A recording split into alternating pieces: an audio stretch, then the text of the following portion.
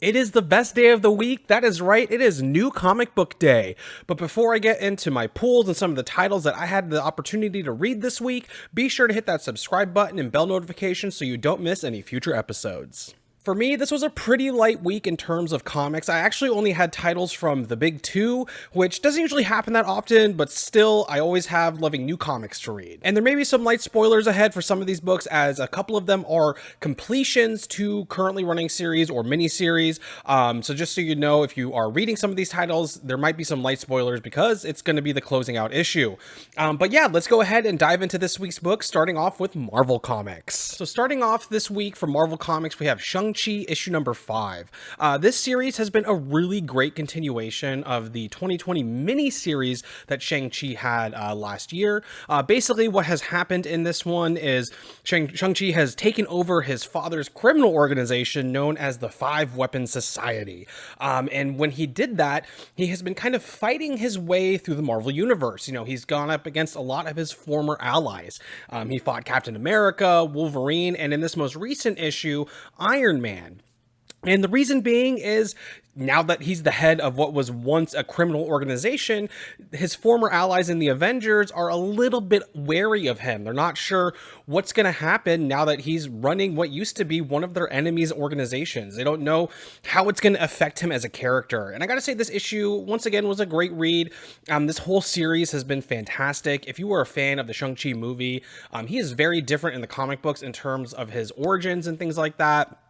But it is, like I said, it was a great read. This series has been really a lot of fun. Issue 5 is a good entry point. Every issue does start off with a really good synopsis of the previous issues and kind of get you caught up on all the events that have been happening. But I gotta say, after this one, I too am questioning kind of who here is morally in the right. Is Shang-Chi morally in the right? Are the Avengers morally in the right?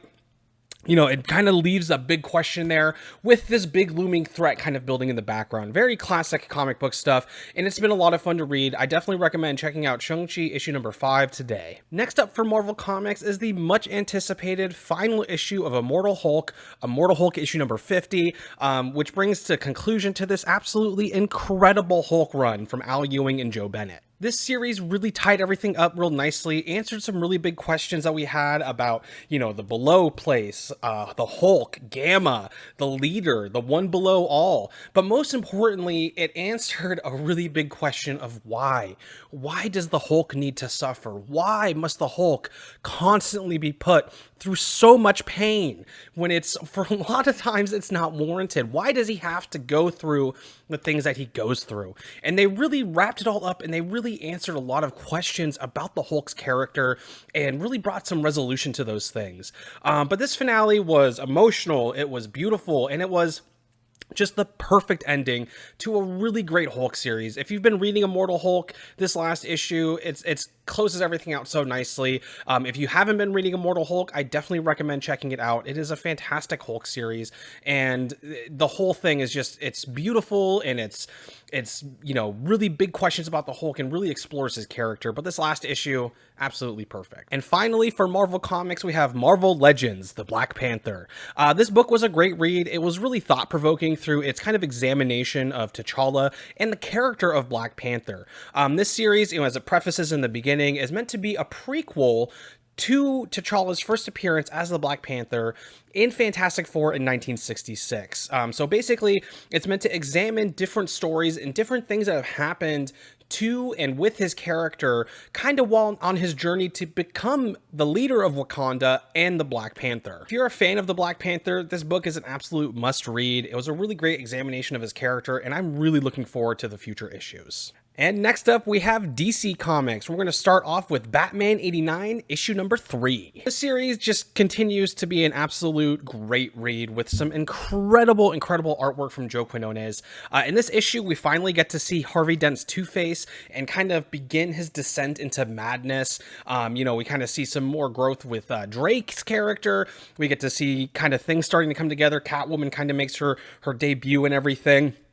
But overall, this series has been a lot of fun. If you are not reading Batman 89, you absolutely need to. Anywhere that you can find the first issues, it does sell out for me fairly quickly. I do have some copies of issue number 3 left. You can jump in on this issue and be pretty much caught up on everything. It's a pretty easy story to get into, but man, it has been so good. The artwork has been incredible, as you can see from some of these panels that I'm showing you, and I definitely recommend checking out Batman 89 as soon as you have a chance to. Next up is the penultimate issue of Justice League: The Last Ride, issue number 6.